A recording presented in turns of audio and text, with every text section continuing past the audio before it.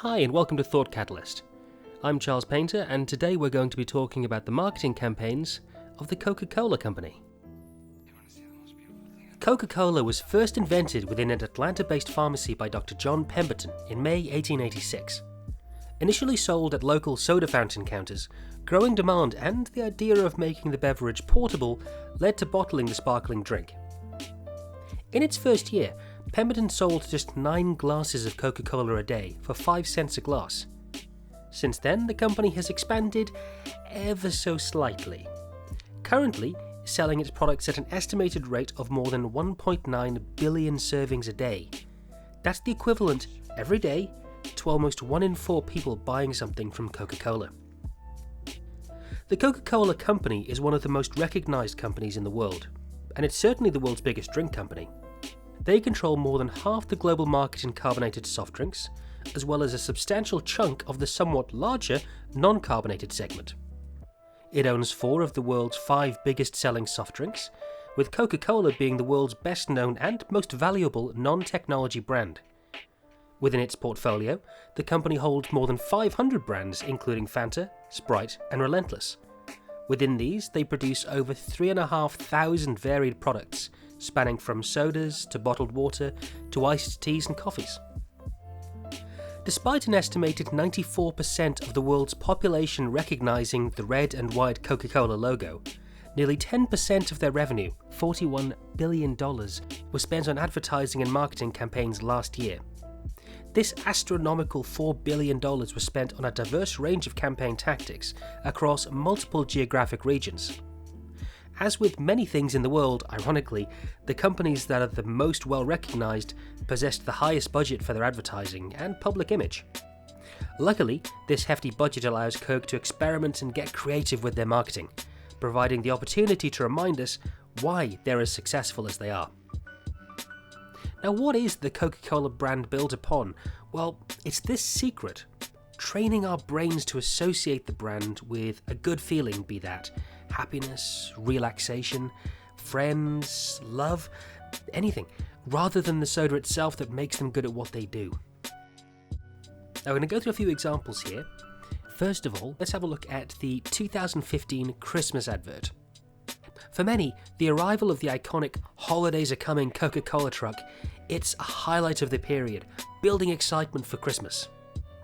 The ad might be 21 years old, but interest in it shows little sign of diminishing as it brings out everyone's nostalgic side. The focus of last year's A Coke for Christmas ad follows a young boy who aims to spread the joy through giving Coca-Cola to those who are making Christmas a reality, including a dad, a shop assistant, and Santa Claus himself. Now, the important aspects of the advert is that it targets the whole family. The ability to provide the experience for the entire family is essential. The commercial itself closely follows Coke's primary principles in their advertising. Rather than attempting to sell a drink, Coke focuses on selling an abstract positive concept, such as happiness, family, and sharing. As we can see, Coke have become experts at selling these non-concrete conceptions. This year's video, like many before it, remains true to their core values that they use in their marketing campaigns year-round. Along with this, Coke modified their traditional formula for advertising, adopting a more multi-channel approach. Traditionally, video, print and physical advertising were the focal point of Coke's festive commercials. However, this year saw the addition of Coke TV and social media via hashtags and a Coke emoji. This was an attempt to broaden their influential radius. Now, the next example we're going to look at is called Share a Can. Now, Coke's Share Happiness campaign has been one of the key pillars of their advertising machine. This involved multiple previous strategies such as the Coke Hug Me machine and the hugely successful debranding tactic, which we'll talk about in a few minutes. However, the Coca-Cola Sharing Can may have successfully created the most literal rendition of sharing a Coke. The regular-looking can of Coke can be twisted to become 2 mini cans, allowing probably one of the easiest methods for sharing a Coke on the move. As part of the pilot project, Coke distributed its sharing can to thirsty Singaporeans and documented their surprised reactions. The documentary of this surprised happiness involved a team accompanying the distributors, following them to areas where they knew there would be heavy traffic, and filmed people's authentic reactions. This documentation provided Coke with video evidence of the purest possible form of happiness, showing how people would react and the kind of power it has. Now finally we got on to debranding. As mentioned earlier, arguably the most successful share happiness campaign would be the debranding tactic. Marketing director Lucy Austin and her team within Coca-Cola's South Pacific branch were delivered a 151-word creative brief that gave them free rein to deliver a truly disruptive idea that would make headlines and capture the country's attention.